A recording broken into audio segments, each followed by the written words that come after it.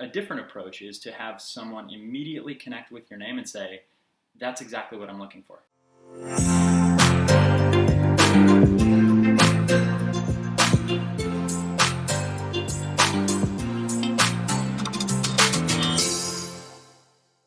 Hi, we're Dustin and Laura Gransberry with Open Your Practice, the business of therapy made simple, and we're here with a short video today to talk about how do you choose a name for your practice. Laura, maybe you have some ideas on this. I do. I have a few ideas because we've done this a couple of times. Yeah. Are we going to use our practices as an example so that it's not like totally in the abstract? Yeah, and even the name that we chose for this class, we'll talk to you, or the course, we'll talk to you about. The company really is how we chose the name for our company, and we'll walk you through it's really a thought exercise that you ran me through when we were trying to do this. So yeah, it's the only thought exercise I ever had to do. No, this is one of many. But it was an interesting process to really understand what the goal is for your practice and how you can work that into your branding is ultimately what we're talking about here. Right. So I'll use mine, but let's have you go first. Okay. Your practice, you ended up naming it Family Stability Counseling. Okay. And what was the thought process that you went through in order to get there? Initially, I was fumbling quite a bit, just trying to figure out something that sounded good, like what, people had all kinds of different, advice, and what about this word and that word, and it was really just about like what sounded good. And when you and I talked about it, I had come up with some words that I thought sounded cool together and, represented me or whatever. And you were like, but the real question is how does that let people know what you do? Yeah. And I had never thought about it that way. I had never thought about, like the title being reflective of your specialty or reflective of, when people read it, what is it, do they know what you're offering? Right. As a result. And at first I was a little resistant to that, I think. Well, most things. I mean, you think about it, like most clinicians, when you just, flip through whatever the equivalent of Yellow Pages is now, maybe Google, and you look at how many different, Psychology Today, you look at how many therapists name their business just their name, or something that doesn't, like, you have to guess to figure it out. Maybe spend 15 minutes on their website reading a bunch of stuff and go like, oh, that's what they do. And that's what you're used to, right? Like, that's the advice that you get. And then we talked about like, well, a different approach is to have someone immediately connect with your name and say, that's exactly what I'm looking for. Right. Yeah. So it really became a discussion about how you're starting to ask yourself questions like, what is your specialty?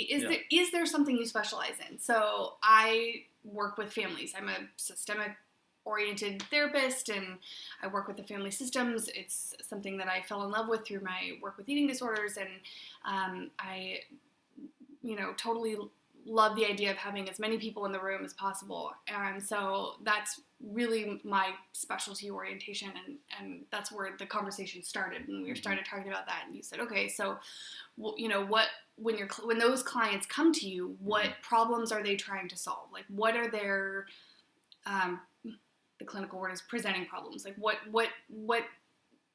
are they coming to you for? So we talked about all that and what might be happening in the family system that's causing distress and all those things. And so, for example, like what do people come to you for? What are the presenting problems in the family work? Lots of communication issues. What I hear most is we used to be this way. We used to feel this way. We used to be able to talk, and my kids used to talk to me. They used to come to me with all these things, and now they don't. Before the Snapchat. Yeah, and but we used to have a good relationship, and it used to feel.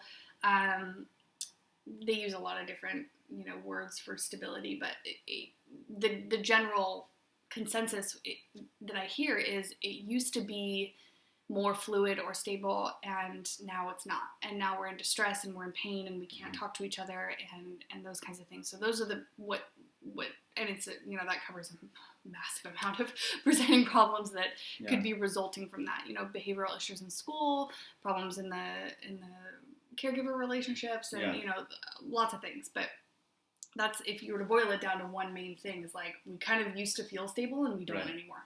So a lot of presenting problems and how clients talk to you about them are, we were at this place and we want to get back to this place. Right. So if that's the end point, then you started thinking about, okay, how do I work backwards from there so that people could, in this state of distress, find me so that I can help them get there. Right. Yeah. So, then you ask this question of how would you help them solve that? We sort of got into like the process of therapy and what's the end goal for them. So if they were to and I talk to my students about this all the time, like if you were to fast forward to the end of therapy, how would you know it's the end? Yeah. How would you know that you're ready to, Done. Your clients are like, oh, I feel better. Like, how would you know?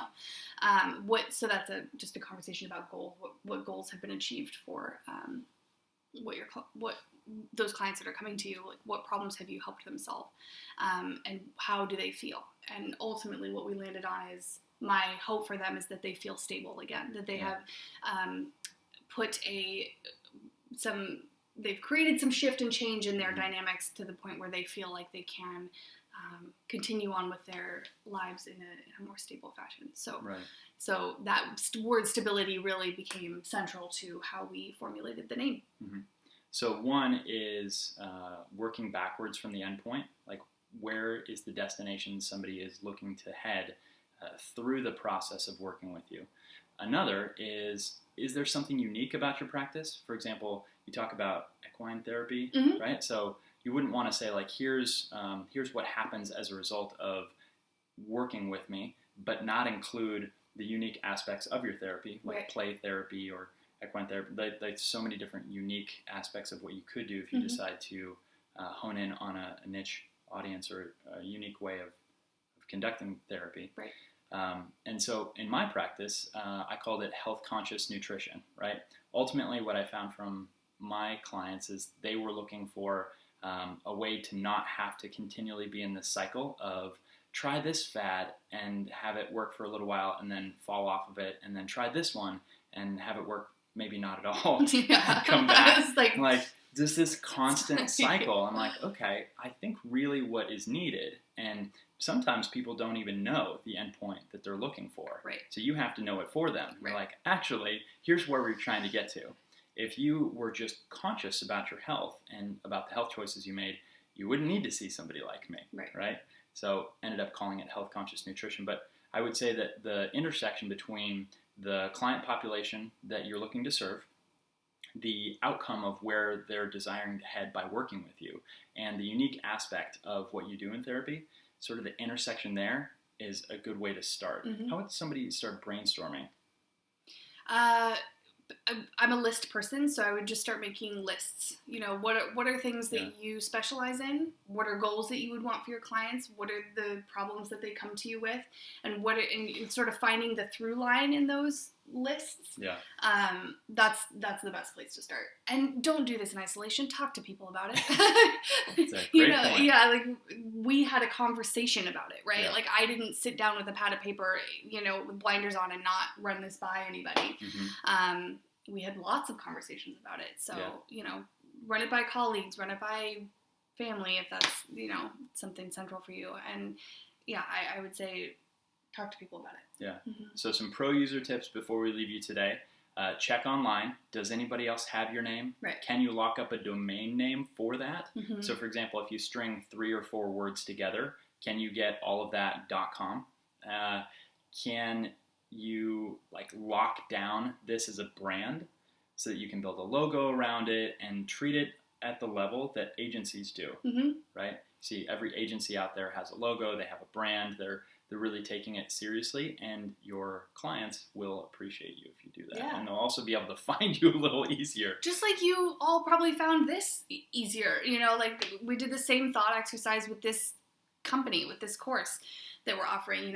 What was the end goal? We want to help people open their practices. Okay, can we open your practice? Like when you see that logo, when you see that company name, what we're trying to help you do. There's something really powerful about that. We could have called it Dustin and Laura Consulting, but that tells you nothing about what goals we're trying to accomplish. Yeah. It's just, I know there's a lot of clinicians out there that call their practice by their names. I don't want to, if you want to do that, that's totally, there's nothing wrong with it. That. But this is just I found it a pretty valuable way to approach trying to make your services super accessible both to the client population and also to colleagues as well. Like, I'm known as the family stability girl, so it's because I branded it in that way.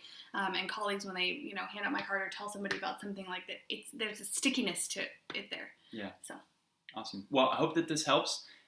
Really looking forward to having you join the community. So make sure that you subscribe so you get all the great content as it comes out. Follow us on all the socials. Yep. Yes. Instagram, Facebook. We're on all of them. Yeah, and we'll see you on the other side. Yeah.